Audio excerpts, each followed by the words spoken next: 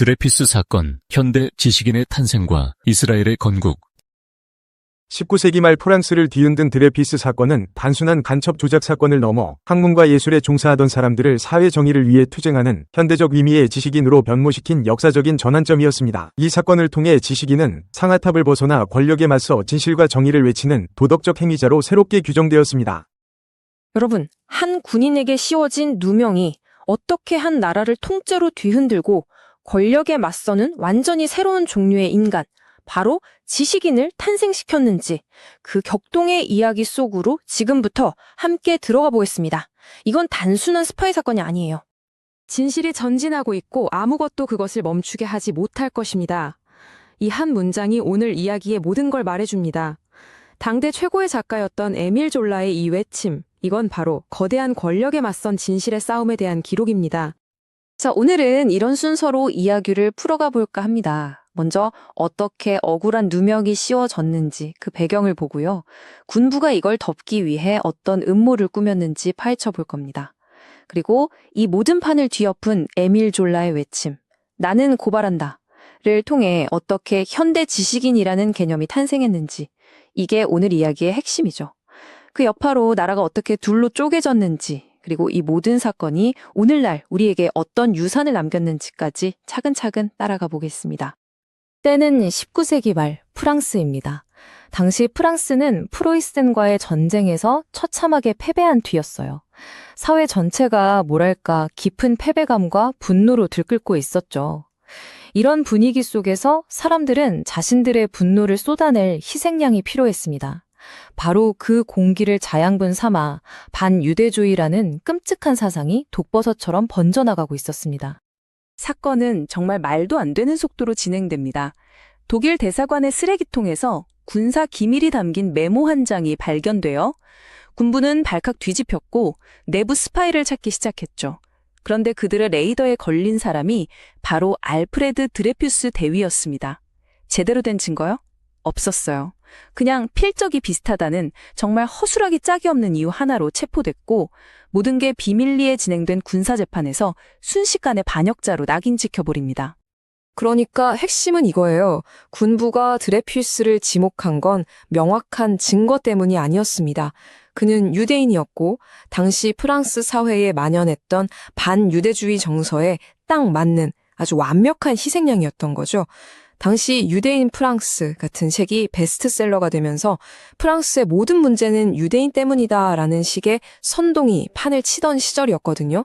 드레퓨스는 바로 그 거대한 편견의 제물이 된 겁니다. 이 장면 정말 상징적이지 않나요?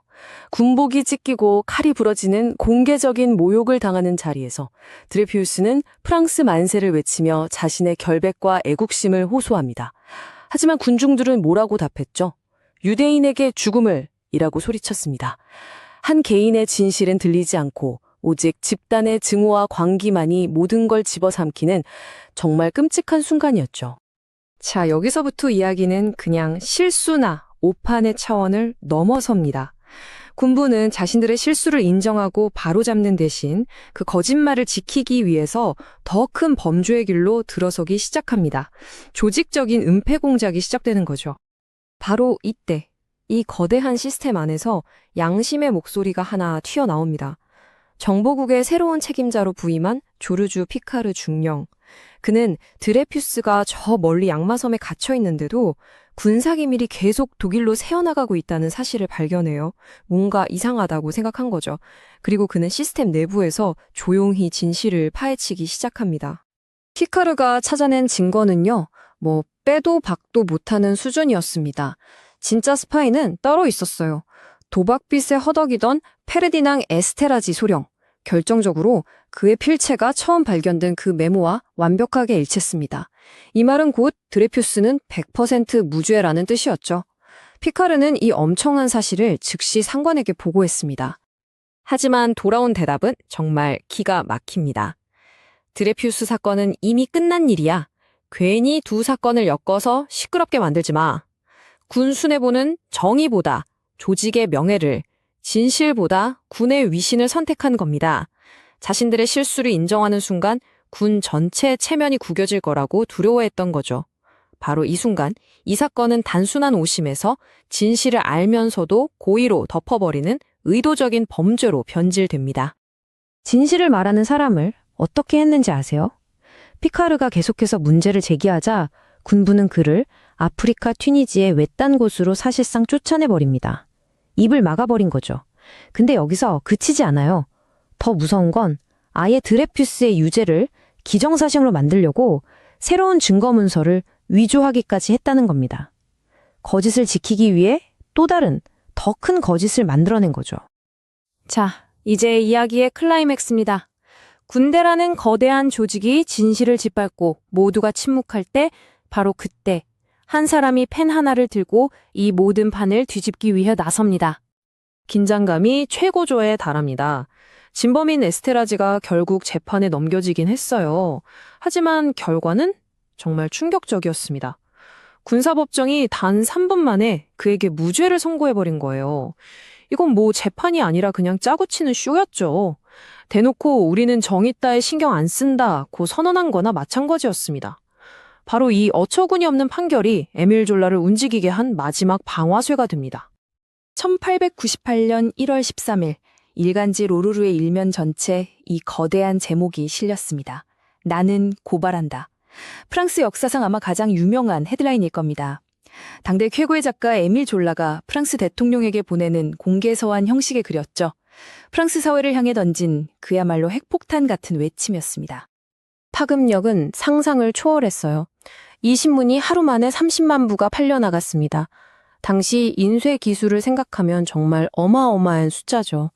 지금으로 치면 소셜미디어에서 하룻밤 사이에 수백만 뷰를 기록하고 실시간 검색어 1위에 모든 온라인 커뮤니티가 이 얘기로 도배되는 그런 상황인 거예요.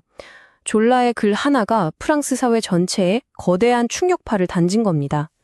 이 글은 그냥 감정적인 분노의 표출이 아니었습니다. 아주 치밀하게 계산된 전략적인 한 수였죠. 졸라는 은폐 공작에 가담한 장군과 장교들의 실명을 하나하나 거론하면서 그들의 범죄를 조목조목 고발했습니다. 그리고 가장 중요한 포인트는 이겁니다. 일부러 자신을 명예훼손으로 고소하게 만든 거예요. 왜냐? 그렇게 되면 이 사건이 닫혀있던 군사재판이 아니라 모든 증거가 공개되는 민간법정에서 다뤄질 수밖에 없었기 때문이죠. 자신의 명예와 경력, 심지어 자유까지 모든 걸 건 엄청난 도박이었습니다. 바로 이 행동, 에밀 졸라의 나는 고발한다는 단순한 고발 그 이상이었습니다. 한 명의 작가가 자신의 글을 무기 삼아서 사회의 가장 깊은 부조리에 정면으로 맞선 역사적으로 전례가 없던 사건이었어요.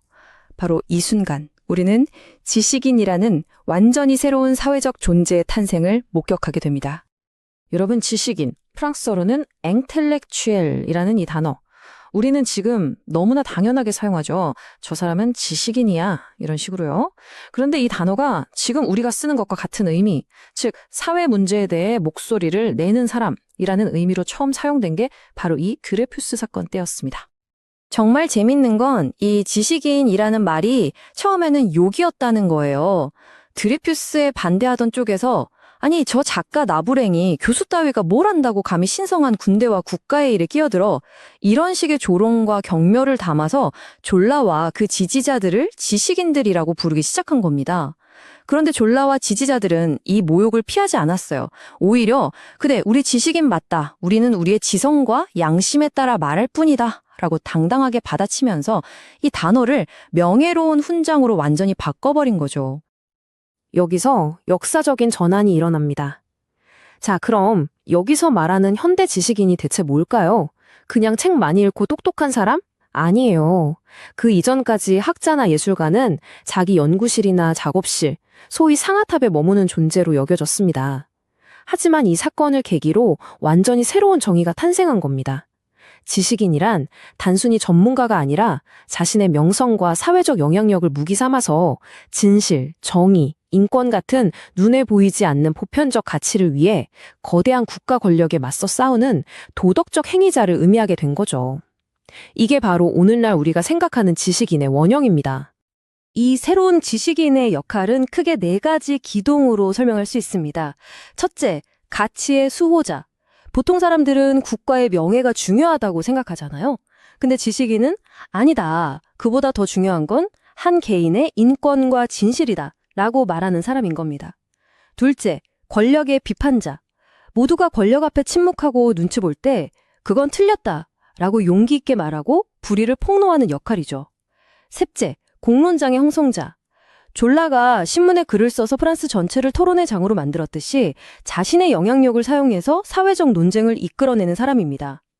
그리고 마지막으로 가장 중요한 위험의 감수자. 졸라는 이 일로 유죄 판결을 받고 영국으로 망명까지 가야 했습니다. 자신의 신념을 지키기 위해 모든 개인적인 희생을 감수할 준비가 된 사람. 에밀 졸라는 이 네 가지 역할을 자신의 삶으로 완벽하게 증명해낸 최초의 현대 지식인이었던 셈입니다. 졸라의 편지 한 통은 그야말로 프랑스 사회에 불을 질렀습니다.